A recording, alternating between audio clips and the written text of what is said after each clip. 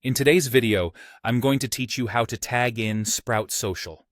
We'll be breaking down each step so you'll have a clear, comprehensive understanding of how to effectively use tags, a powerful feature within Sprout Social.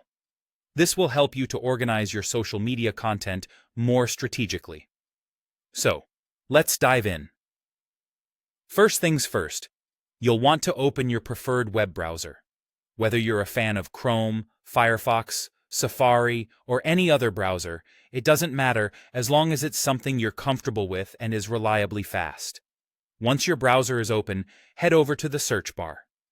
Next up, type in Sprout Social and hit enter. It should be the first search result you see. Go ahead and click on it to be directed to the Sprout Social homepage. If you're not already logged in, you'll need to either sign in with your existing account or sign up if you're new to Sprout Social. Simply click on the Sign In or Sign Up button located in the top right corner of the page and follow the prompts to access your account.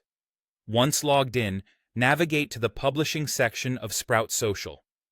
This is where you can manage your social media posts and schedules. Within the Publishing section, you'll see a calendar view which displays all your posts. Hover over or select the specific message you'd like to tag.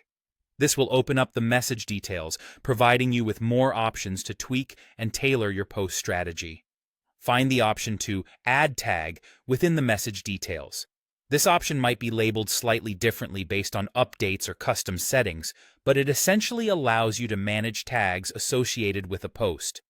Click on this option to open up the tag input field. Here, you're going to type in the name of the tag you wish to assign. This might be a new tag or an existing one. If it's a brand new tag, after typing it in, press Enter or choose Add New Tag from the drop-down menu, which should pop up automatically.